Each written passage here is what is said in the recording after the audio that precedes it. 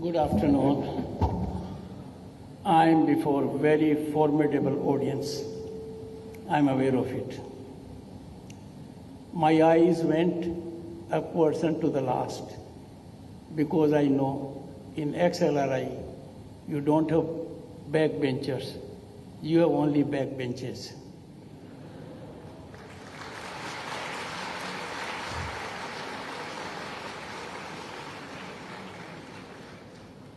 The citation followed by wholesome reflections of the Honorable Governor about me.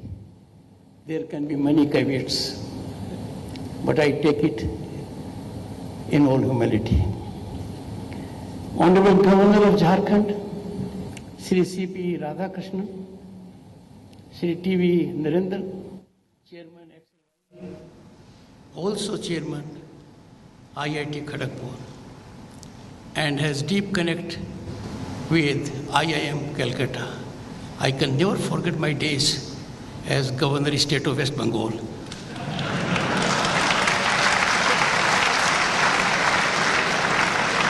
Both IIT Kharagpur and IIM Calcutta are located in the state of West Bengal.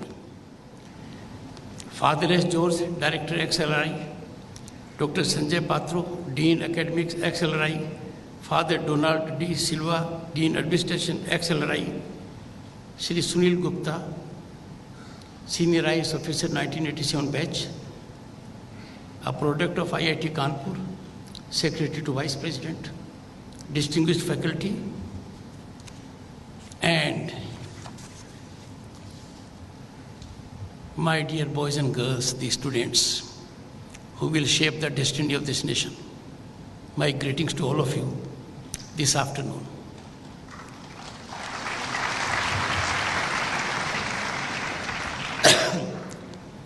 I can't figure out or rationalize why it has taken me so long to come to Jamshedpur, to come to XLRI.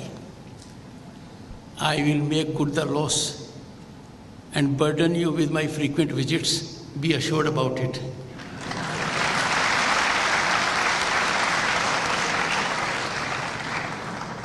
Even my most prominent detractors agree I live up to my promises. I'll come soon.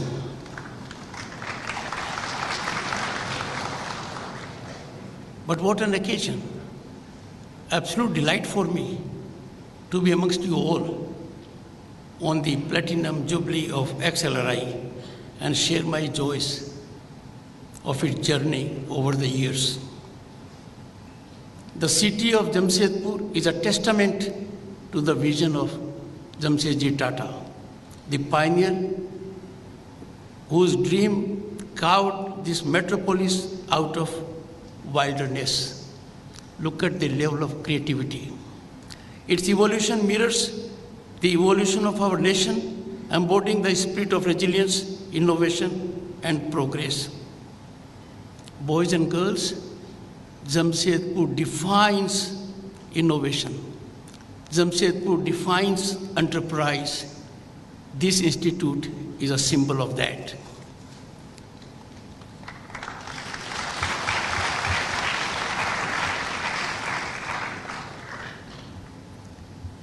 Friends, XLRI stands tall amongst peer institutions as an emblem of academic excellence, ethical leadership, instilling a profound sense of commitment to the greatest good. Someone said, my life is an open book. My past is proof of it. Your past and present is proof of it, that you are one of the best in several estimates. The institute holds place of pride as the first business school of our country on management education. Over the last 75 years, it has produced leaders who are not only successful professionals, but also compassionate humans ready to serve society selflessly. And we have an icon in this country, Jamshedji, who encapsulates all these qualities of sublimity and societal progress. XLRI has contributed significantly to Indian growth story by producing leaders who are not only capable of driving economic progress, but also nurturing the ethical values of our society and its needs. Friends, you all are living at a time when our nation is on the rise as before. We in our youth did not have the occasion even to dream about it, what you see today as a ground reality. Bharat is charting its course to reclaim its glory of Vishwaguru. You are going to be its epicenter, nerve center. Our economic progress from being the 5th largest global economy, as highlighted by the Honorable Governor, and we are on way to becoming 3rd largest global economy by end of the decade. But what is significant in the process, we would have overtaken Canada, UK, France, and shortly Japan and Germany. The World Bank has reckoned that India accomplished in 6 years for digital inclusion that the world would typically take 47 years. This commendation from the World Bank is a tribute to the present governance model that is highly accountable and transparent. India's efficient digital payment system is now being adopted by nations like Singapore. Friends, you will be happy to know. Actually, I must revisit my thought process. You know it. You are discerning minds. You know it more than I do, that our UPI transactions alone reached $1.5 trillion US, surpassing major economies of US, UK, France, and Germany digital payments. As a matter of fact, our transactions happen to be 4 times the combined transactions of these 4 nations. Our per capita mobile data consumption, and this, boys and girls, is a very important indicator. This reflects technological penetration. Its extensive use means people in villages, urban, semi-urban areas have availed of it, and that is more than that of China and USA taken together for 2022. India's infrastructure strides are dotted with modern marvels like the new Parliament building, where I have the occasion to sit. I am grateful to the person who is present here, Narendran ji. In 2.5 years, just a building did not come up. Everything required came up. This could not have happened in any other country. We achieved it in the shortest time. We have Bharat Mandapam, one of the top 10 convention centers in the world, and a much larger center, Yashobhumi. All this has been done in a record time and only in past few years, including the COVID era. It's time we re-inculcate the feeling of Swadesh in our youth. I urge you to uphold economic nationalism in your intent and actions. This is a point I seek to make fervently to all of you by way of an appeal. Imagine the burden the country suffers when we import avoidable things like candles, kites, furniture, curtains from other countries. What a burden on our foreign exchange.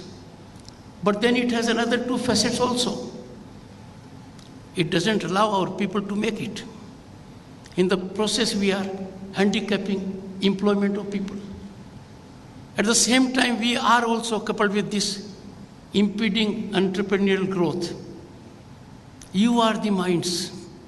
You will be going after completion of your course to corporates.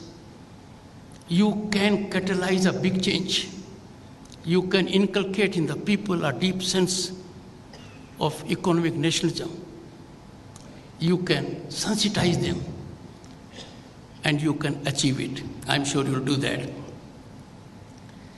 Economic nationalism need to promote is also required to uplift the morale of the country. I have suffered the days as minister and as a member of parliament in 1990 that to sustain our fiscal credibility, we had to send in physical form our gold to Swiss banks. And now our foreign exchange reserve is around 600 billion. Great accomplishment. Second aspect, and which is far more relevant to you and the leaders who are on the dais, Narendra ji in particular. Why should raw material leave our shores? The moment raw material leaves our shores, it indicates we are not capable of adding value to it. Again, it has a twin impact, both negative. One, if value was to be added within the country, there will be employment. There will be blossoming of enterprise. We come in the way of both. Go to some of our ports, iron ore is being exported. We are at a time when we need to be extremely sensitive about it. Because when you'll walk out of this institute, you'll not walk out as graduates of some ordinary management institutes. You'll find place at mid-level spinal positions. You can bring it about, I'm sure you'll do it.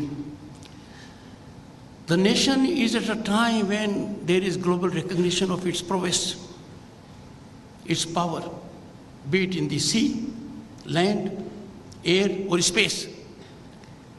It needs support of young leaders like you for creating an ecosystem that sustains our democratic values and our age-old civilizational ethos. You are all discerning minds, and mind you, to be in this institute, getting this education on a global benchmark, you are very privileged. You, therefore, can be nerve center of innovation. And I would urge you to think out of the box. In this country, presently, there is an ecosystem which allows you to fully expand your talent, your potential, realize your dreams and aspirations. That system is available. Think out of the box. Let a good idea not be parked in your mind for fear of failure. Fear of failure is anti-development. Fear of failure is anti-growth. If you have a good idea, you don't take risk because of the fear. You are not being unjust to yourself. You are doing great injustice to humanity at large. I'm sure you'll take it forward. Friends, your journey will be the journey Bharat needs to reach at 2047. Bharat at 2047, when it celebrates centenary of its independence. The burden will be on your shoulders. Imagine your position in 2047. 2040 onwards, you will be in the driver's seat of growth. If you are determined today, you keep your nation always first, you believe in being proud citizens of this country and take pride in its phenomenal growth, I'm sure accomplishment will be there. It's a writing on the wall. Today, friends, we are standing at the threshold of the fourth industrial revolution. It is indeed a transformative era propelled by cutting-edge technologies.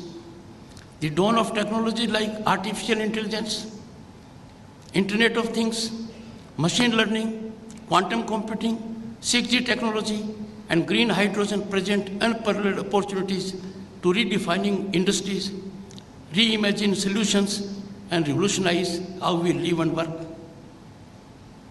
I can't address any other audience like this, but you know the importance of it.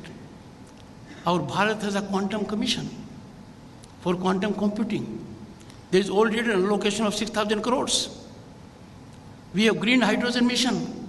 Allocation is already there for 19,000 crores. The enormous potential of green hydrogen by way of investment of about 8 lakh crores and employment potential of 6 lakh. You are the people who have to catalyze it. You have to scratch your brains. When it comes to 6G technology, India is amongst the countries that are in single digit to focus on its commercial use. From 2025 to 2030, we'll be doing that. So in all these aspects, which are not meant for other institutes, these are meant for those institutes where there is excellence of education, where youth have the burning desire to guide events in the world and change the course of history of this country for the better. I am sure all of you will focus on these areas. I don't want to suggest the power of artificial intelligence, Internet of Things, machine learning. They face a challenge to the entire system. These technologies have already entered our offices and bedrooms. We have to contend with them, find ways how best to utilize them affirmatively for welfare of our country and the nation. Friends, embracing these innovations is not merely an option. We don't have an option. We'll have to take a call. The call has to be in the right direction. The call has to be to exploit these new technologies for our larger benefit.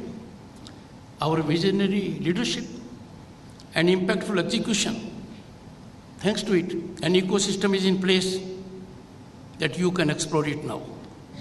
You will not face governance handicaps. You only have to think in the right direction and you'll find a way out. I urge every student to embrace a stress-free approach to learning. Tension and stress should not be there with the students. I can tell you historically, and there will be no denial from any quarter, heavens have never fallen. Certainly they will not fall for XLRI students when they will take a quantum jump.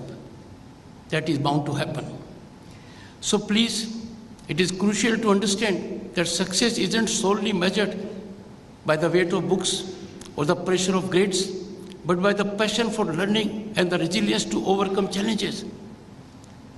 If you have an idea, you have to be in mission mode with passion to achieve it.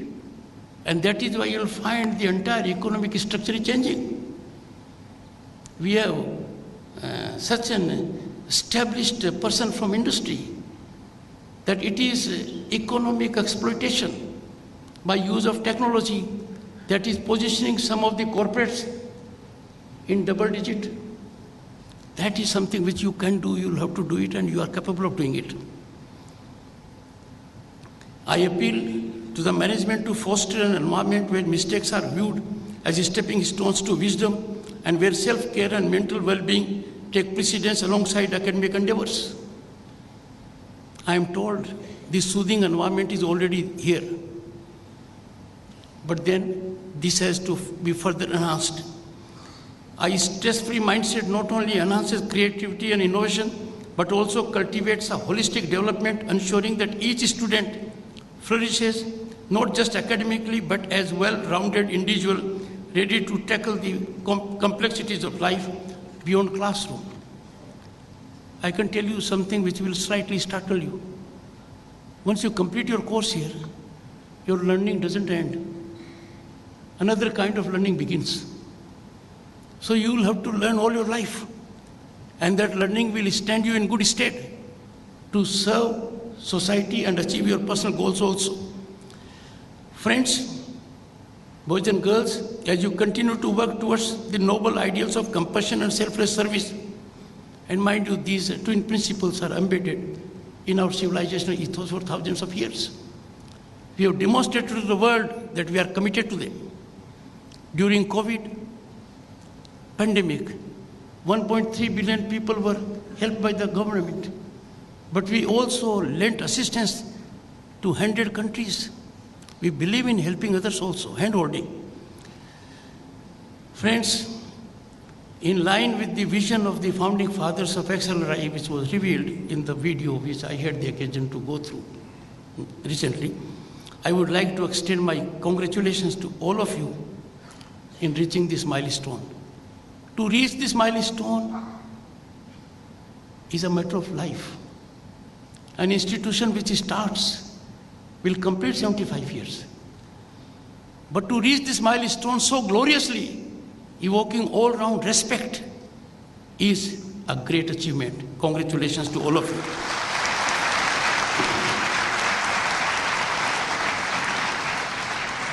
Friends, let the spirit of Amrit Kal and the overreaching motto of your institution guide you ever in carving your own paths and also contributing to the nation that awaits you. Let us pave the path for future generations with hope and fortitude. May they inherit a Bharat that cherishes its civilization ethos, standing tall on the spinal strength of its people. And you are the most vital, impactful component of this spine. Let us believe, let us execute, let us collaborate, and above all, let us aspire to be the change makers and move towards 2047 as the nation prepares itself to be Vishwaguru, a fully developed nation, at the centennial celebration of its independence. I gather that this institute shares a very special relationship of decades with IIM Calcutta. Am I right, sir? The chairman agrees. IIM Calcutta alumni agrees.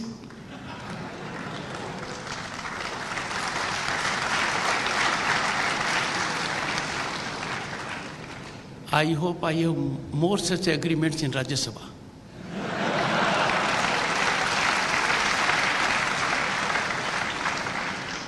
XLRI always had best gender ratio. When I was looking all around, I was taking note of the gender ratio. But I found the girls were more cheerful than boys.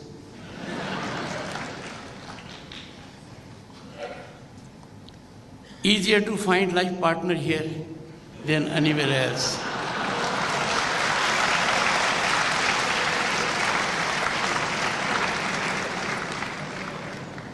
Friend, this is too short a visit for me to relish Bisuda's fried Maggie and Bala's cheese dosa.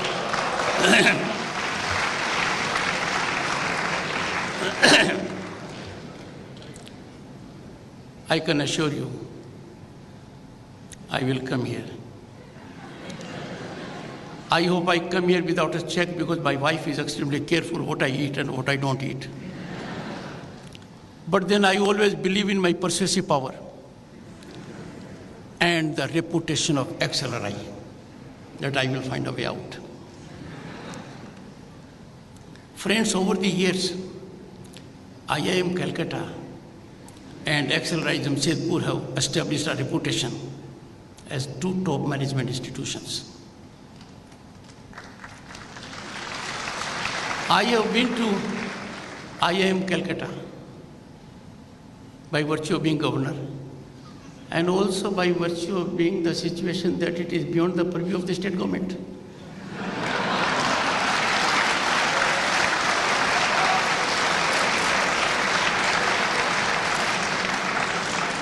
I can never forget that I was chancellor of about 47 universities. 11 of them private universities. I was visitor and about 3 dozen I was the chancellor. Couldn't make it to a single convocation except one. The powers that be were not aware that I was going for a convocation, therefore it could fructify. Friends, I gather from public domain and from friends whom I value greatly that IIM Calcutta emphasis is on marketing and finance, while yours focuses on human resource management.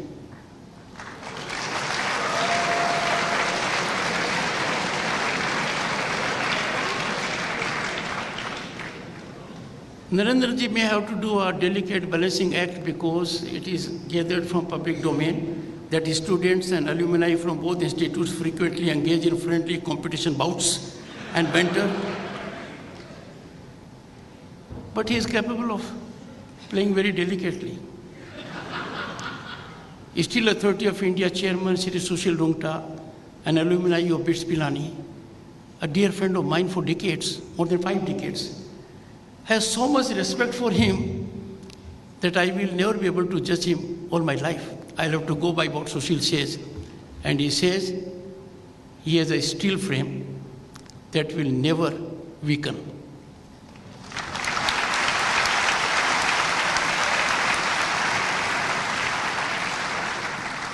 There is another facet which is equally heartening to note. The competitiveness between these two institutes is reflected during activities like business quizzes, debates, and other inter-college contests. I would conclude by saying, and the best part is that in this competitiveness, the state government is not effecting intervention in the state of West Bengal. Thank you so much.